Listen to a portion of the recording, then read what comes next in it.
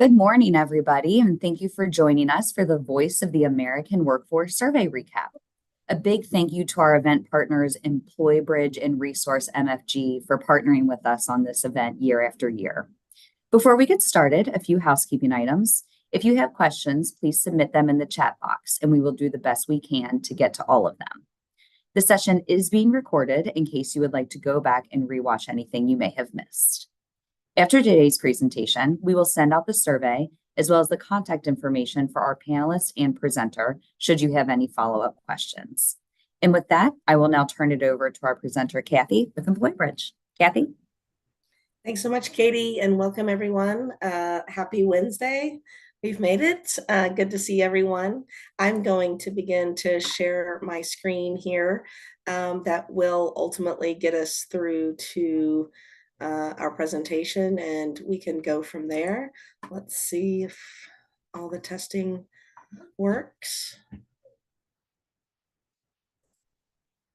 Does that look good? Let me see here.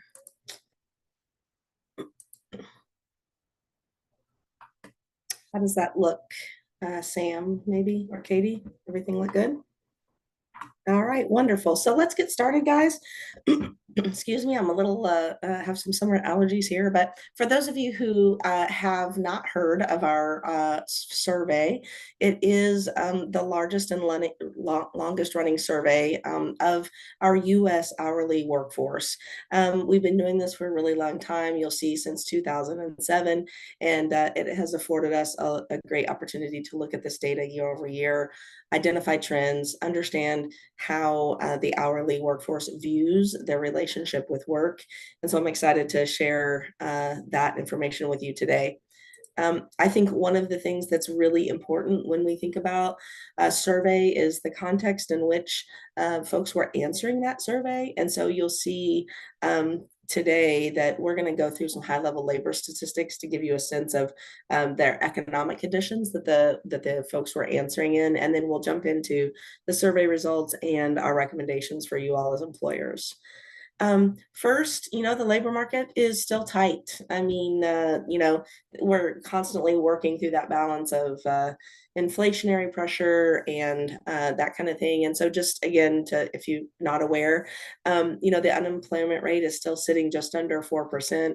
It's been doing that now for almost 2 years. We haven't seen that since the 1960s. And so for those of you who are trying to attract quality talent, you're tired. We understand because it's incredibly competitive out there. You'll see here the participation rate, which is another indicator we look at on a monthly basis, is at least for that sort of prime working age of 25 to 54, it's around 83.5%. We have seen that continue to climb back since the COVID years. And so, we're happy to see that. Our job as people in the employment space is to do everything we can do to attract those folks, either from a competitor, right, or off the couch to be excited to come and work for us.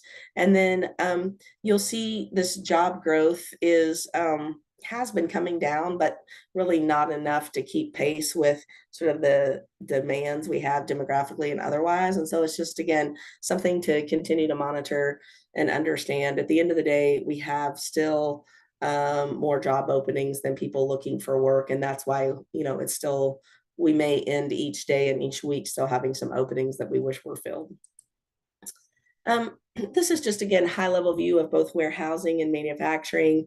We're looking at those growth trend lines to see where everything is. You'll see warehousing is still trending slightly ahead of pre-pandemic numbers, but manufacturing, although relatively flat, is still trending positive. And so again, when we think about workers in both spaces, this is their experience, this is what they're feeling. And so just wanted to make sure you had the information we had on that view.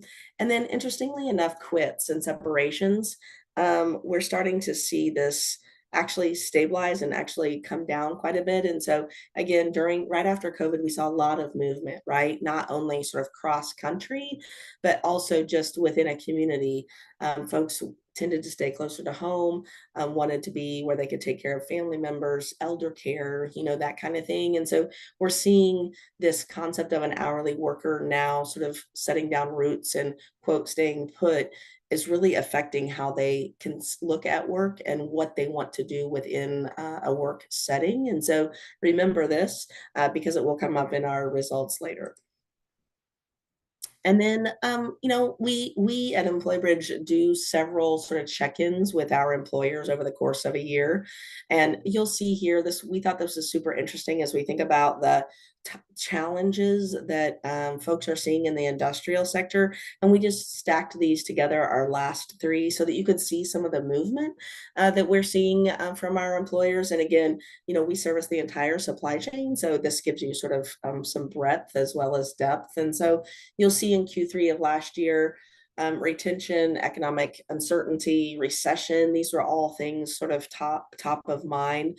You'll see in Q4 that uncertainty actually went up. I mean, we're all doing budgeting and thinking about what 2024 was going to look like.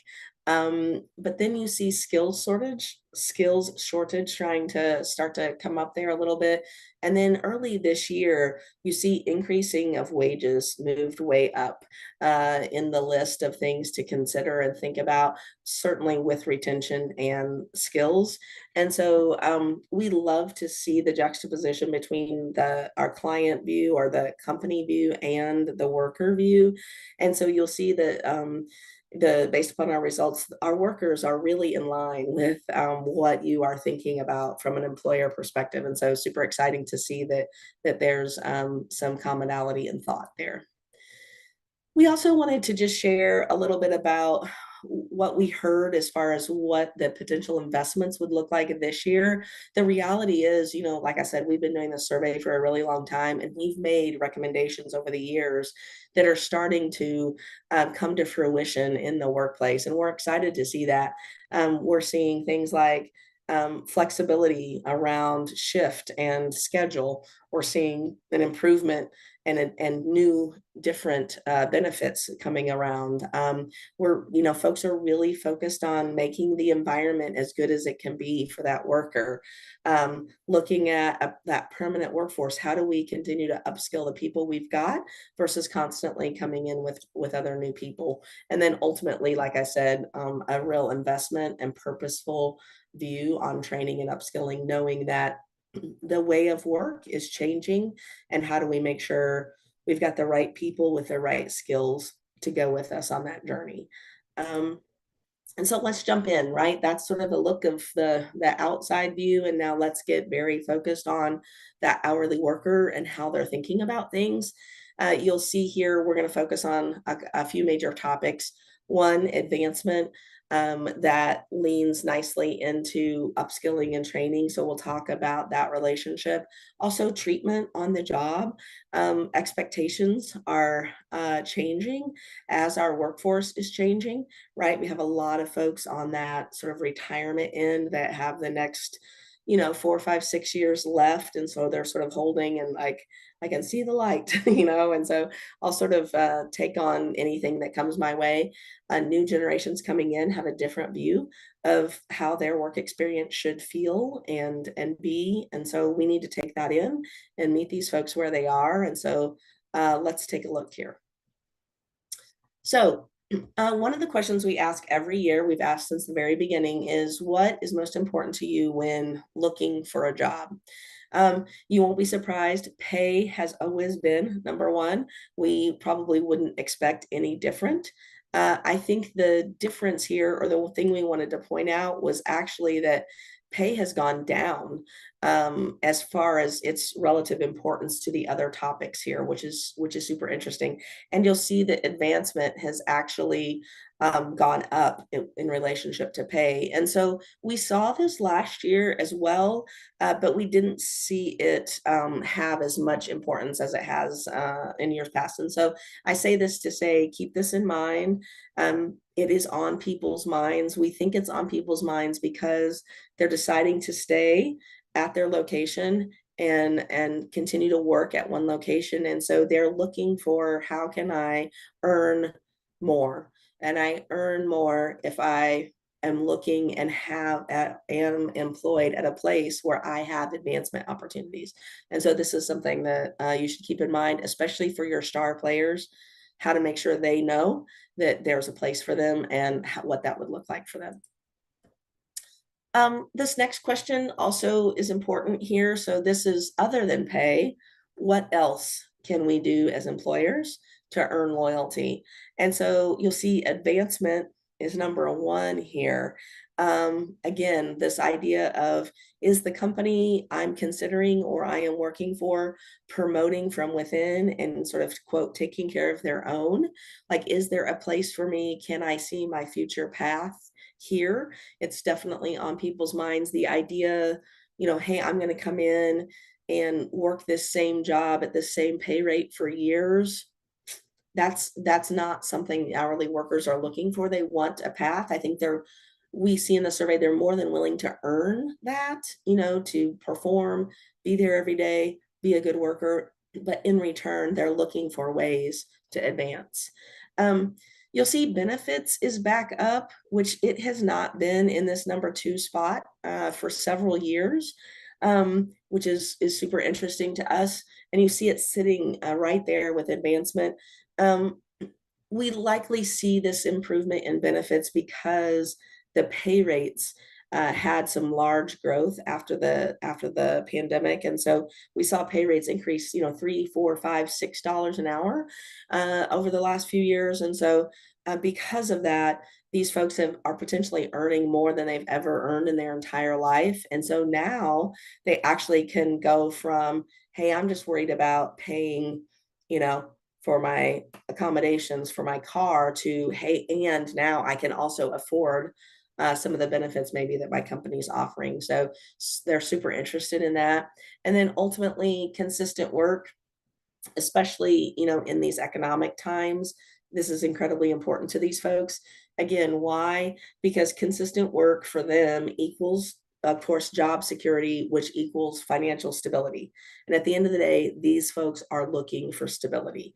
Anything they can do to stabilize their day-to-day, week-to-week, month-to-month experience is definitely on their mind. The other thing here that I would encourage you to take a look at is anything in the teens.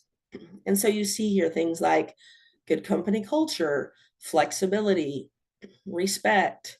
I mean, these things are, a very good sort of second place compared to the ones at the top. And I think you have to work through, what does that mean? And what it means is workers are looking for places to be that feel right. Like, I'm meant to be here. Yes, they have advancement opportunities. Yes, the pay is fair. And I want this to be a place where I enjoy coming to work, right? I mean, we all have to work for a living. It doesn't mean that everything is perfect all the time, but in general, this is a good place for me to work. And so I would say this, I call this out to say, if you have great advancement, if your benefits are strong, you've got consistent work, don't feel as if you've arrived. This next batch of things should be on your list for consideration as you continue to improve. All right. So the other thing that we talk and ask our hourly workers quite a bit about is shift preference and schedule.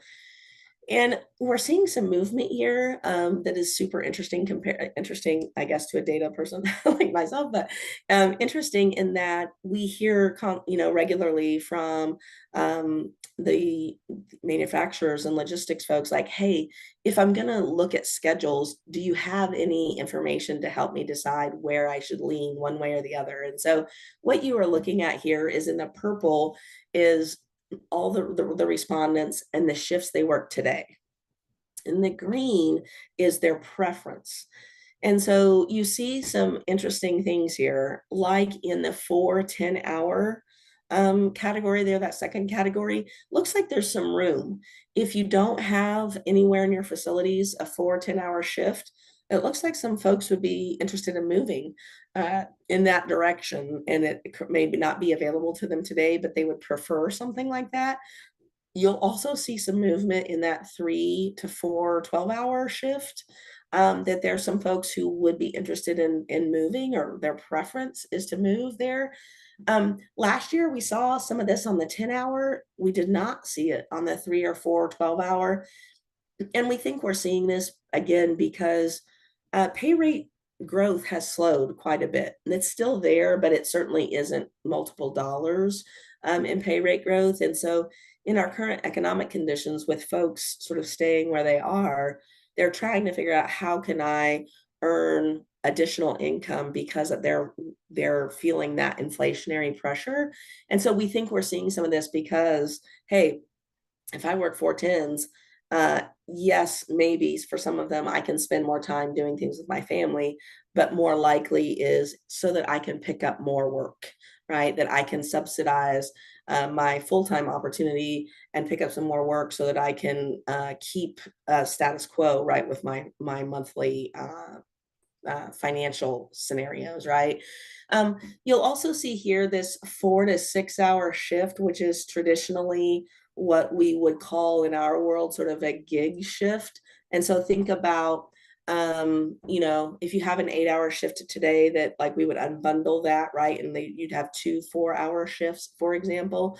We're seeing continued growth and interest in having flexibility and being able to quote pick up gigs, and we're seeing success there, in even logistics and manufacturing, where employers are bringing some of this idea of gig or flex into their workplace. Certainly not across the board, but in areas of the business where they can incorporate gig work, and they're getting access to amazing workers, right? Usually gig workers are not the same as a traditional worker, and these folks perform very well. They're used to sort of being rated, right, in our gig economy.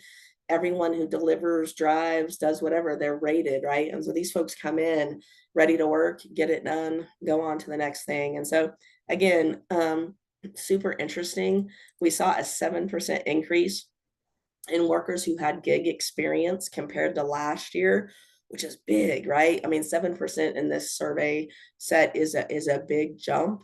And so certainly interesting to watch that. We even saw a little bit of a boost on the weekends, again, likely from interest in doing some gig work to offset income in another job. Some other things to point out here are about generationally how folks are looking at shifts. So more Gen Z and boomers are working sort of that flex shift than the other two age groups. Interestingly enough, when you think about gig or flex, maybe people may perceive that that's only appealing to younger workers. But in fact, at least in our survey, boomers are working gig shifts at 2 times the rate of other age groups, and they prefer gig work 3 times more than the other age groups.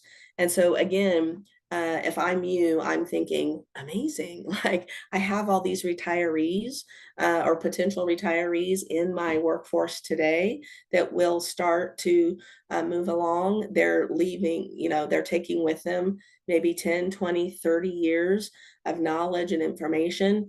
Maybe there's a way to keep those folks close. Yes, still move into sort of a retirement phase of their life, but our indication is that they're interested and willing to do gig type work or flex type work. So, like I said, 4 hours a day or a couple 8 hour shifts in the week, but not obviously working a full 40-hour week. And so I say this to say, as you think about gaps of where you have either knowledge gaps in your current workforce, and or, hey, like we always struggle to have everybody here on Mondays or Saturday shifts or something like that. Think about how to incorporate maybe some other groups like retirees who are interested in that kind of work. Also, from a gender perspective, females are working gig shifts 2 times more than males, and females prefer this flex shift almost 2 times more than males. Again, not surprising.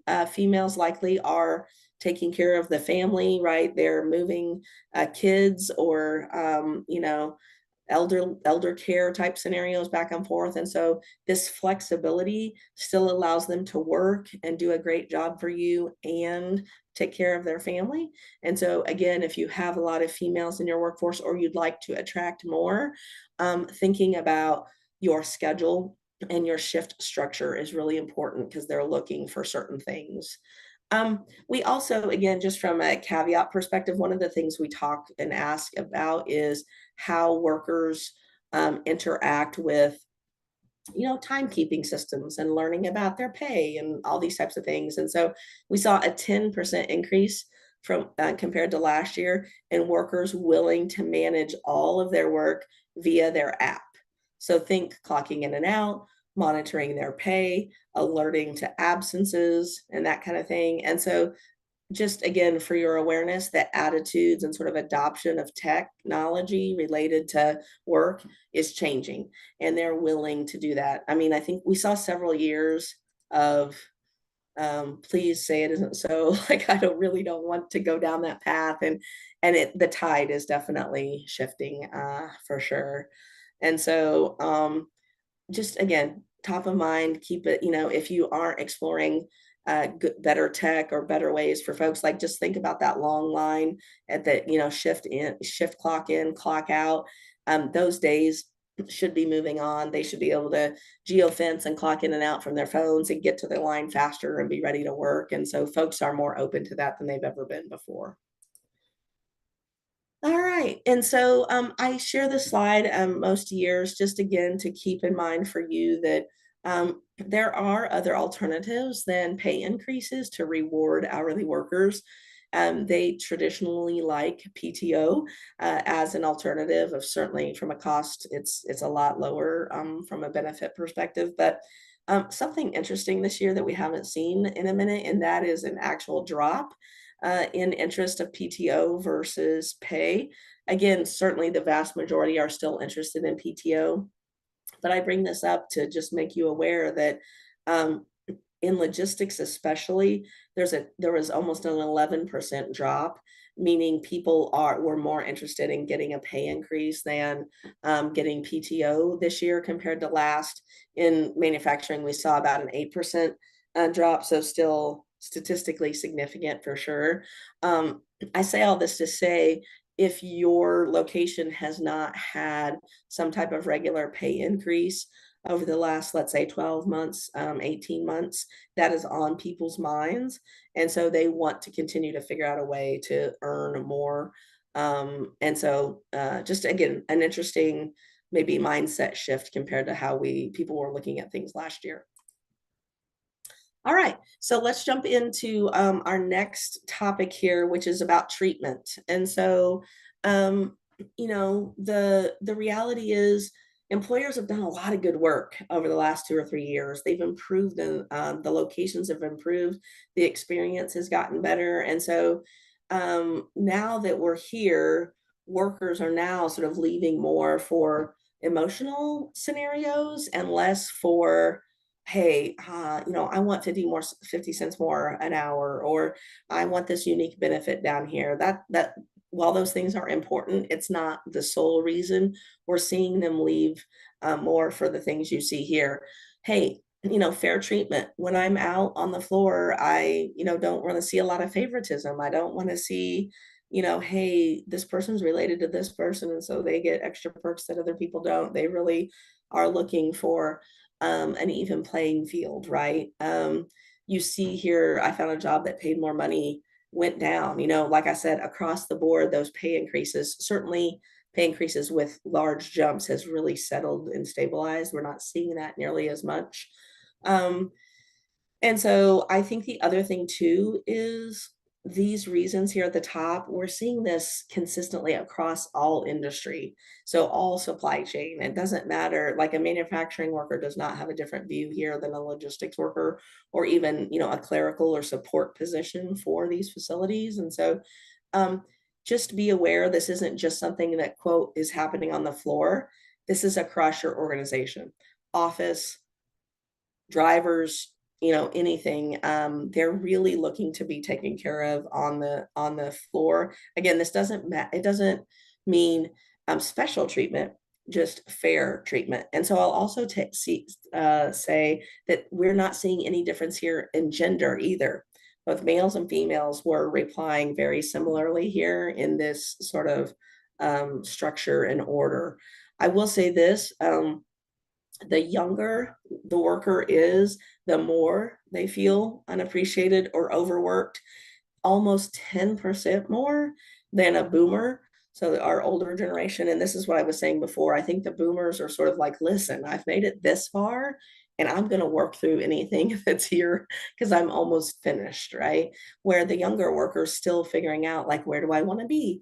Which place do I want to be? Where do I want to spend, the next 2, 3, 4, 5 years of my life? I want to make sure this is a good environment where I can grow and be contributing and making an impact, right?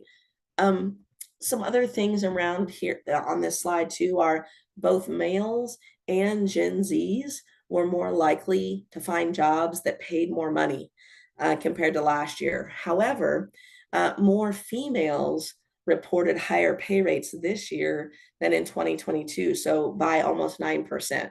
And so there's definitely some movement and probably some pay equality things happening here. So the females are getting some lift, and maybe some adjustments are taking place across companies to say, hey, is everyone here in the same bucket getting paid the same, right? So excited to see that improvement compared to last year.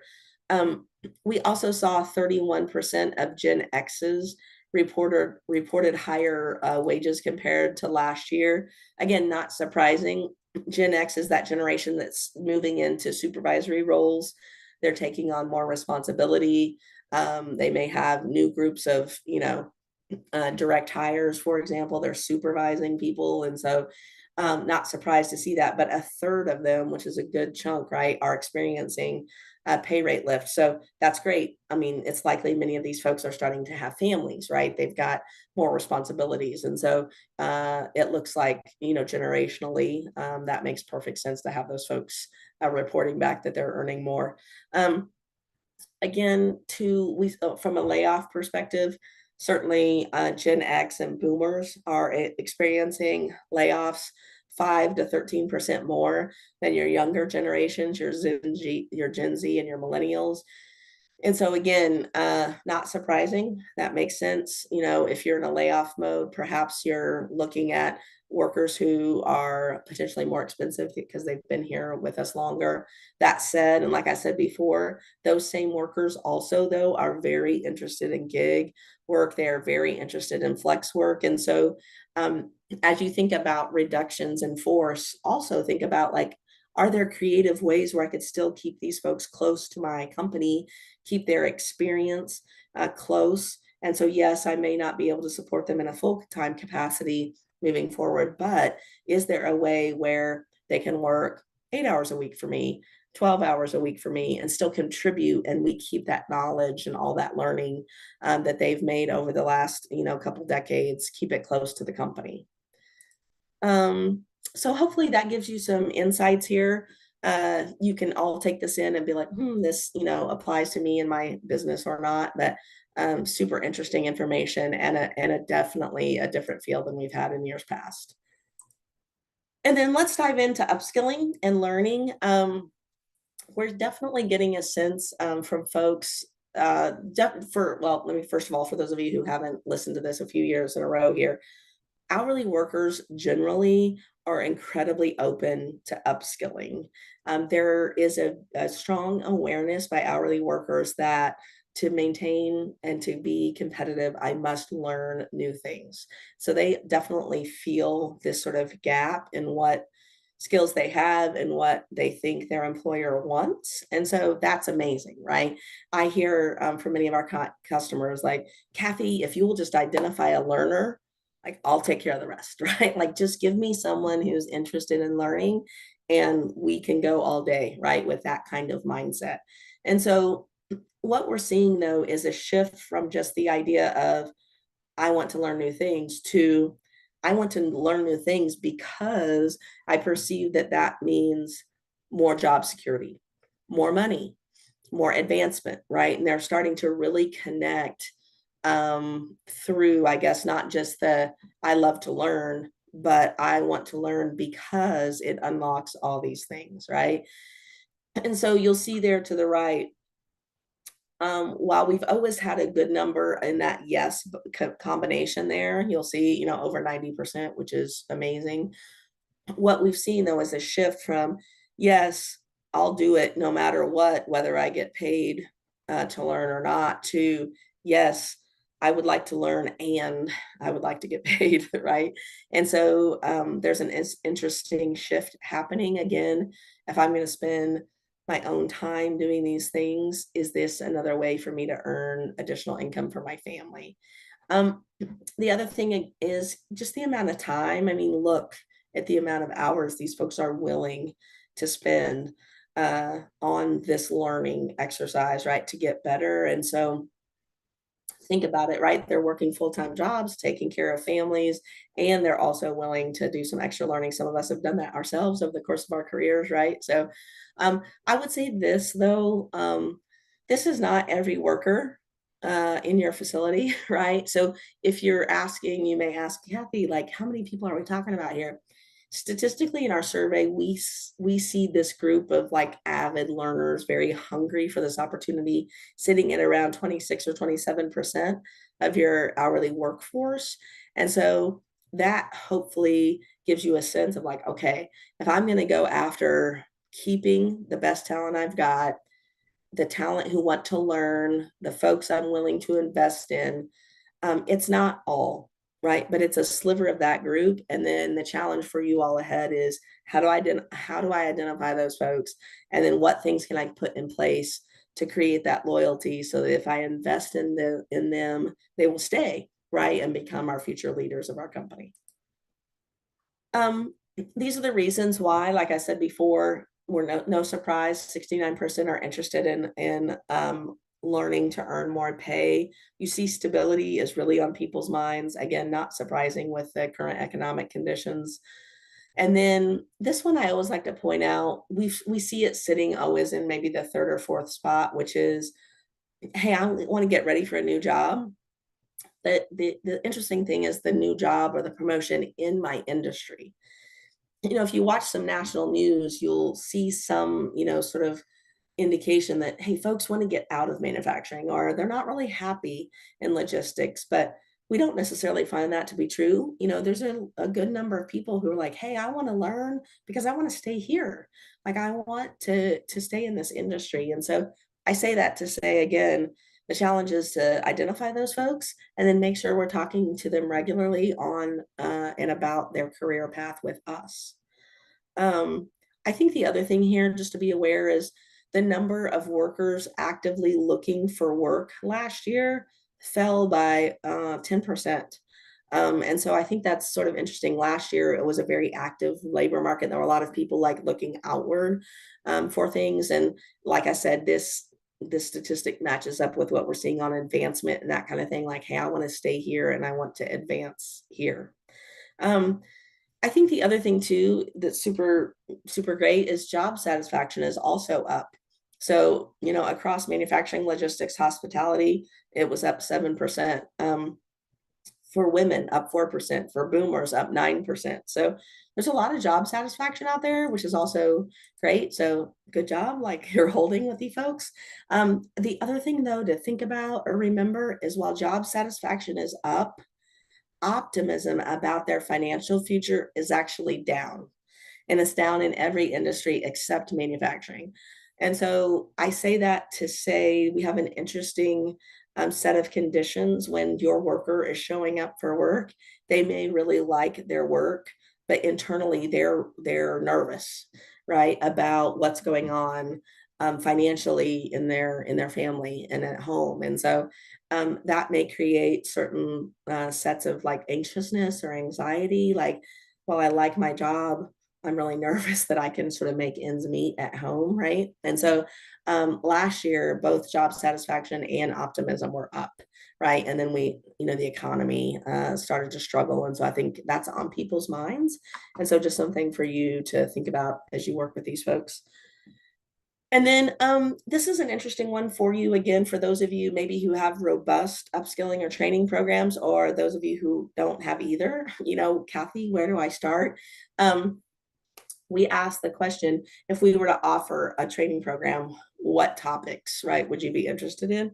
And you can see, obviously, there are some that are incredibly focused on the individual industry. But one of the things we thought was amazing is look at this automation and robotics.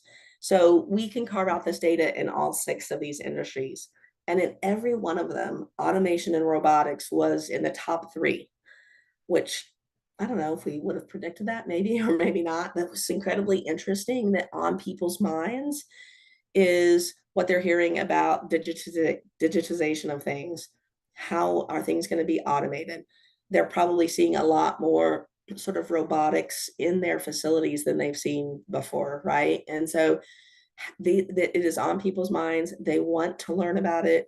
You know, the idea of, hey, it's not necessarily maybe that my job won't be here in the future, but there will be a job, but it will likely be doing something different, right? I will be asked to do something different. And so I say this and we share this for you to know that the hourly workers in your facilities today are aware and interested in learning about the future of work in your space. And so take advantage of this. You know, they're naturally curious. They want to know more about it. They want to know how it's going to affect them and the work in your facility. And so super, super interesting. The other thing here, just again, as a more of a caveat, is at least in manufacturing, we saw a 9% increase in workers who had worked in an automated environment compared to last year. So just in 1 year, a 9% increase for these manufacturing hourly workers. And so they're definitely seeing investment being made in their facilities and upgrading their facilities. And so we thought that was super interesting. And we saw a 3% increase in their work with robots. And so certainly on the manufacturing front, we've seen a marked increase in access and knowledge of these things going on in the facility. And so I think these folks are super interested. And that's why you see also, I think why it's in the #1 position this year for that manufacturing hourly worker is they're keen to understand that and figure out how they can be active in that space moving forward. Okay, take a breather here. I want to jump into recommendations because in Employbridge, we feel strongly that, hey, we have all this data, we get this amazing feedback. And that's not, I mean, it's great in and of itself, I guess, for some of us, but then it's like, what do I do with this? Like, how do I get started? And so here are a few things for you to think about. One, focus on your career pathways and at your facilities and talk about it a lot, like be prideful, I guess, especially if you have stories like, I started out, you know, right out of college or right out of high school doing this job, and now I run, you know, second shift, right? Or I started out as a temporary employee and now I run, you know, I'm the VP of operations at this facility. I mean, if you have those success stories, they should be plastered everywhere. I mean, these workers, you know, that, like I said, 26, 27% of your workforce is looking for that story. They want to stay, they want to understand the pathway, and it could be a multiple pathways, right? Like, you know, and figuring out in your facility what those pathways are. Like, hey, if a person starts here, they could be, you know, 1, 2, 3. They want to hear about that. They want to understand that, and they want to understand what they have to do to accomplish those things to allow them to move forward. So, super interested in hearing from you all about those opportunities. Look at your shifts often. I shared a lot of information on shift and schedule. Um, the mindset of shift and schedule is changing dramatically in our workforce, and the interest, and I would say even demand for flexibility in work is not going away. You know, we've been asking these hourly workers about gig and flex now for a couple of years. And I've actually had some people in some of my webinars like, Kathy, this is a fad. Like, gig work, whatever, like that'll never happen in logistics. That'll never happen in manufacturing. Ta-da, it's here.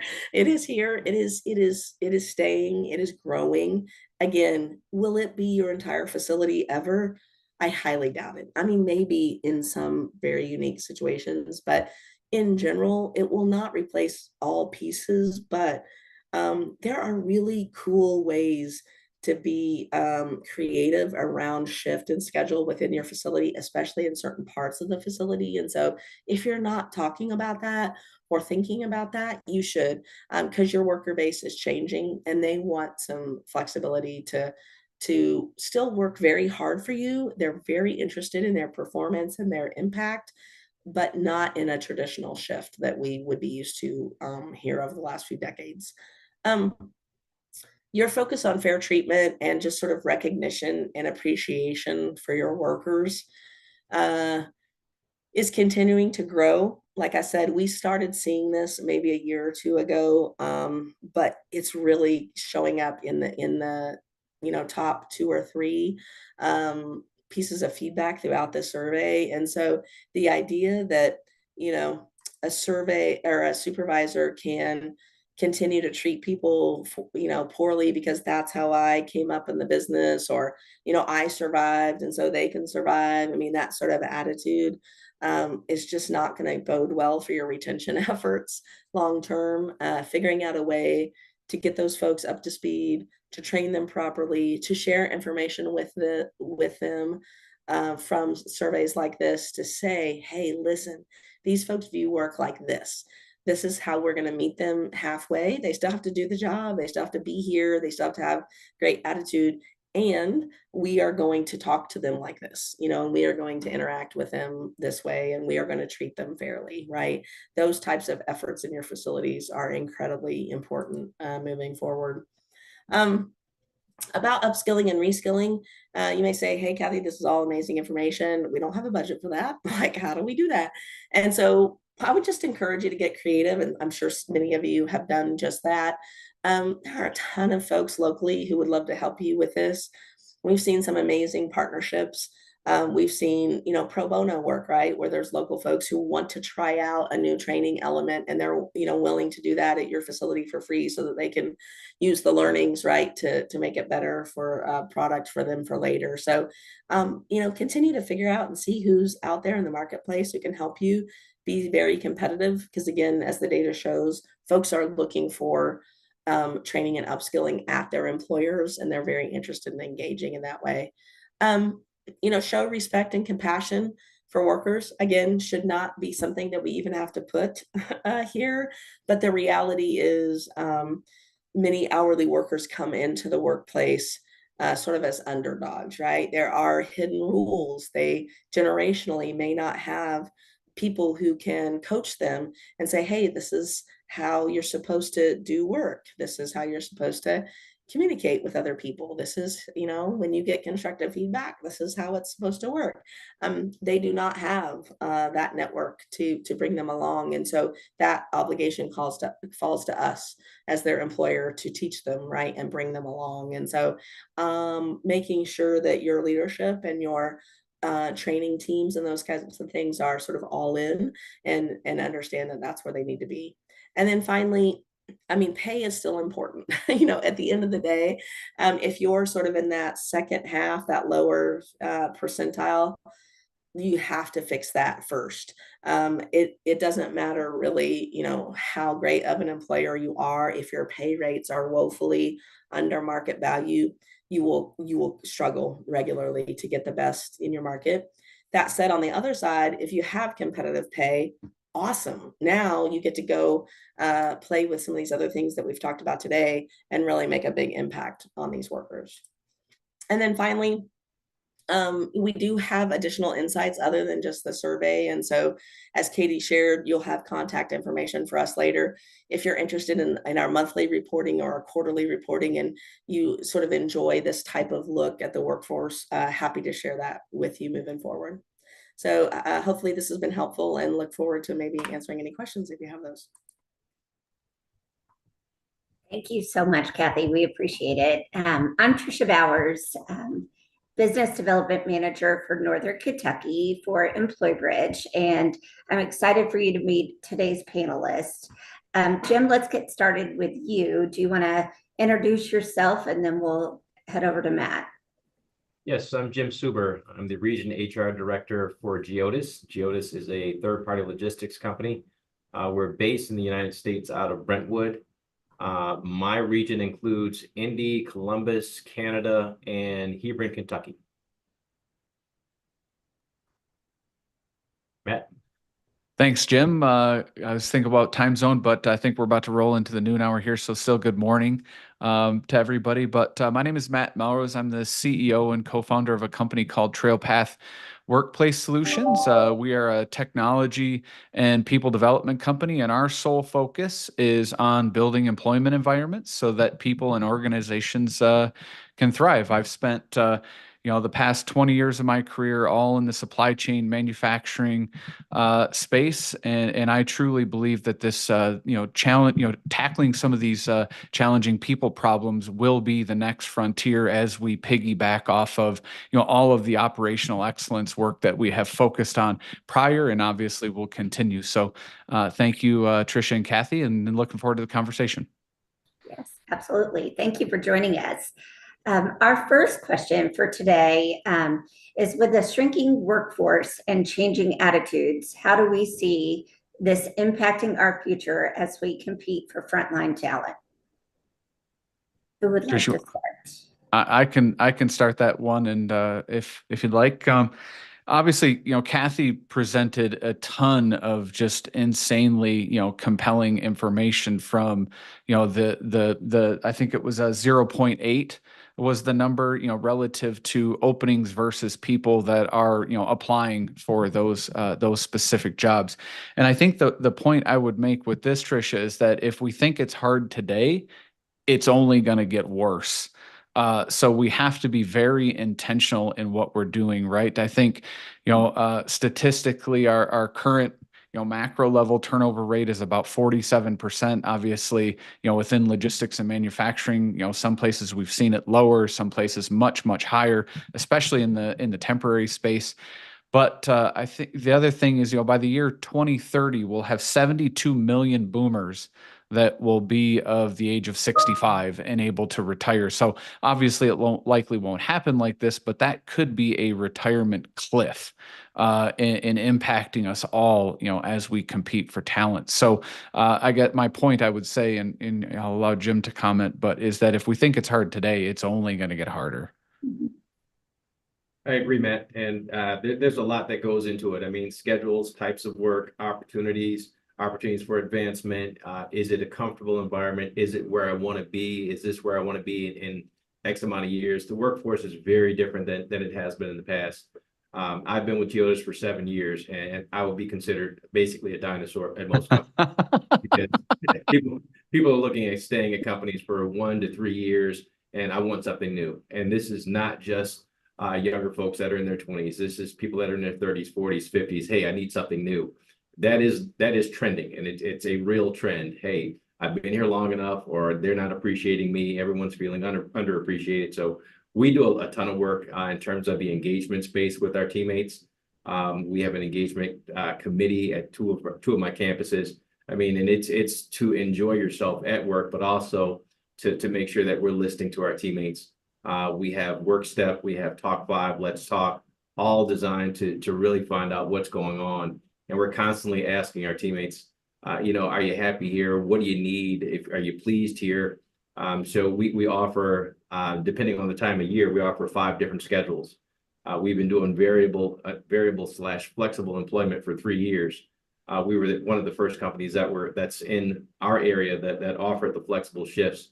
And this is, I think, right at the time of the pandemic. So I want to say 2020 or 2021 is when we started offering those opportunities. It's been a great opportunity for us. We thought it would be a different workforce. We thought it would be stay-at-home parents that wanted a couple of shifts. We thought it would be students, and it really wasn't. So we've been learning a lot. We continue to learn a lot. But yeah, the workforce is changing, and the competition for competent talent is very, very tough. And you're right, Matt. It is going to be tougher in the future. I have a lot of folks that are going to be retirement eligible and don't have to work or don't want to work. So the workforce is changing, and we need to be at the forefront. But we also need to be anticipating and thinking about how can we make this a next great workforce. Thank you both. Our next question is for Kathy. What would you say are the most significant change points on the survey since COVID? Trying to unmute. Yeah, I think a few things, and Jim and Matt have sort of alluded to this. One is just the attitude of like, hey, if I'm not meant to like work, and so if work isn't very good, it's okay. Like I'm gonna sort of stick through it. Folks today in the last 2 or 3 years, like there's been just a massive sort of, I would call it like sort of the social contract of the worker with their employer is in a totally different in a stratosphere. I think in previous surveys too, we may have heard about like, I don't really like this piece, I don't really like this piece, but we didn't see it in turnover. We didn't see it with their feet. But as the generations are changing, the younger the worker, the younger workers, if they don't like how they're being treated or they don't like certain aspects of work, they are getting up and leaving. And we just really hadn't seen that a lot. It had started pre-COVID, but we hadn't seen it to the degree we see it today. And so because of that statistics around we have more jobs open than people, they are able to do that as well, right? So the economy allows them to have that movement, but they're definitely willing to say, I don't like this and I am leaving. And we haven't seen that. Pre-COVID, we were not there. And so we're seeing that in much bigger numbers. Okay. The power of choice, and they're exercising it. That's right. Yes. Mhm. So I know we talked about increased pay rates. Do you expect them to decrease at any point as the job market cools? I don't tell you what. I don't- Go ahead, Jim. Sorry, go ahead, Kathy. I'm sorry. I was just going to say, just across, we have over 15,000 customers, right, across, and we are not seeing that. We're seeing it, we're not seeing $2, $3, $4. And so it's slowing down, but not backwards. They're still trying to stay competitive.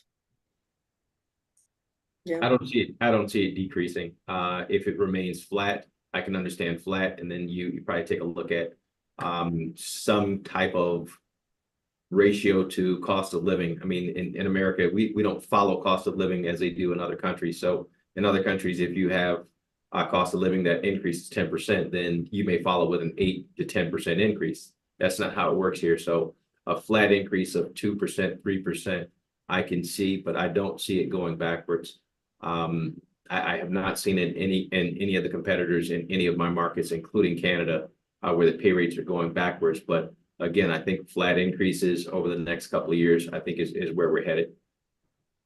Trisha, to build on that, I agree with both what Jim and Kathy are saying. We're actually having a lot of dialogues with people that want to kind of, the living wage in the United States, statistically is $25 an hour. And obviously, to Jim's point, cost of living that differs by, region, market, et cetera. But we're having a lot of conversations with people, that are saying, okay, well, how can I get there? Because they know that if they don't do it proactively, they're going to be reactively dragged there, by, the Amazons and other people, because as that population for employees gets smaller, we know that pay isn't everything. It's definitely a thing. So how can we get to that $25 an hour mark? That's not going to happen overnight, but what are some strategies and tactics and different methodologies that we can do that so that we can, kind of take care of that pay item while we focus on some of the other kind of environmental, experiential things that Kathy mentioned. So we're actually having a lot of conversations with people saying, okay, how far can I go, kind of type thing. And obviously, what will that take to do it, knowing that there has to be a path to funding that. And, we can't just kind of, take it from the bottom line, if you will. Yeah, and Jim, this would be a good question for you. Knowing that wages are a top concern, what strategy have you taken to be proactive in a way that's mutually prosperous for both the organization and your team members? I think it would be more around making work a pleasant place to be, number one, but also taking a look at meeting our teammates where they are. So if you don't need to work 40 hours, does it make sense to have a full-time 30-hour employee? Does it make sense to have 4 6-hour shifts, or look at shift scheduling. What makes the most sense? Depending on how you ask and what you ask, you'd be surprised at how much you can get out of people. If you had, let's say, 200 orders that you got to fill in a day, you can drag out 200 orders in 8 hours, or you can incentivize it and get it done in 4. So what makes the most sense? And do people want to be there 4 hours, or do they want to be there 8?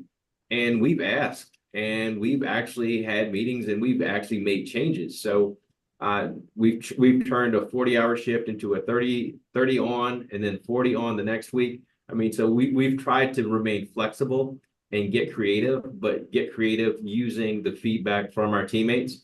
And fortunately, we have the flexibility to do so. But that is a competitive advantage that the people around me are not doing. But it's absolutely essential in making sure that we get the work done. We have folks that are coming back day after day. They feel comfortable being with us, and also have a heavy immigrant population. So what makes them comfortable? Because we don't use the same standards that we're using, because they're from a different area, a different country. So the use of language and being able to have language services, being able to have work instructions in 15 different languages, being able to use the languages on iPads, on Gladiators, which are for RF scanning. We're trying to do a lot to make sure that our folks are comfortable, don't want to leave us, and also give our company name a great word in our community. So we're taking it from a several pronged approach to remain and be competitive at all times, not just during peak periods, not just during the summer, not just during the winter. Perfect. Tricia, do you mind if I just build on what Yeah, you said absolutely. there for a Yeah. second? So what because like what we're also finding, and Jim said so much there, right, is that they're because of these things are an individual thing, right? What I want and what I find purposeful and meaningful and is attractive to me is very different than perhaps the person to the left and right of me. Obviously, we see that in the variation of responses in the survey data too, right? So it's almost kind of this path for every individual, if you will, in what role it is they want to play, how many hours, what type of job, what type of experience, how often do I want feedback, do I want to participate and learn new skills, those kinds of things. That's a very individualistic thing, right? Which presents challenges for us as an organization because we can't make everybody happy, right? But what are the themes and things that we can, organize ourselves around in order to kind of scale some of these things in a way that's, intentional and meaningful. The other thing, Jim, to your point about people coming from, different countries or different backgrounds, what we're finding in some of our work is because of those different life experiences, for nothing that we've done as organizational leaders, there tends to be, a lack of trust, from these individuals and why we're doing what we're doing. So how do we, recognize, I think, Kathy, I forget the exact words that you use, but like, I want to be known, right? I want to be respected. I want to be understood, right? And I think those are things, me also guilty, that we tend to take for granted at times when we welcome a new employee into the organization, as an example. So, how do we change, some of those things like Jim mentioned to account for that? That trust is not given to us. We have to earn it, as leaders, as an organization, to enable their participation and feedback so that we can take the appropriate action. Thank you for that. And, we talked about flexibility, and Kathy, you mentioned gig in your presentation. Do you want to elaborate a little bit on that and what we mean by that? Yeah, just high level. We set out a few years ago to just explore the gig space. Was there an appetite for a gig worker to be interested in coming into a supply chain space versus, the Grubhubs and the Instacarts and, all those types of things. And we didn't know. And so we had an innovation group go out and sort of take a look. And what we found was, heck yeah, how do I do that? And one of the key points that they really enjoyed was, when you have a traditional gig worker who sort of turns on their Uber light or says, hey, I'm going to fit in some Grubhub, there's a high likelihood that they may not get any work during that time slot, right, that they're interested or have available. And so what they loved about, let's say, a 4-hour shift in a warehouse facility or in a manufacturing facility was, hey, if I'm available for this 4-hour chunk, I have guaranteed income. and I know exactly what I'm going to make in that 4 hour chunk, right? And so they really loved again, moving toward the stability and that kind of thing. They didn't want to commit to the full 40 hours, but they loved that they knew that what it was going to be. It was sort of a guaranteed pay opportunity, which they don't get in their other sort of traditional gig environments. And so we also found, just so you guys are wondering, like, and they were much more productive than a 40-hour worker traditionally, because again, they're coming in, they're doing their job, they're used to being rated, they're heading out. We heard a lot from our HR friends, like they're so adult-like. They're not bringing drama, they're very entrepreneurial. They sort of think about things a little bit differently. And so I think the other thing too is our safety team, when we brought this idea, was like, you're going to kill us. Like, how do you make sure they're trained up? How do you make sure, we don't have 40 hours of orientation and onboarding? I was like, nope, like we're going to go and give this a try. And what we found is actually their injuries were less, because at least in our space, injuries usually occur in the second half of a shift. Fatigue, focus, attention, all those things. And so guess what? Gig work is incredibly safe. And so again, it has to be the right space. It's not meant for all, but there are a lot of upsides. And oh, by the way, 99% attendance. So again, when they say they're going to be there, they're there because in their gig space, their reputation's on the line if they don't do what they say they're going to do, right? And so for those of you who have a place to include these folks, definitely start to think about it. Awesome. So I know we've covered a lot of information, and this question is really for all three of you.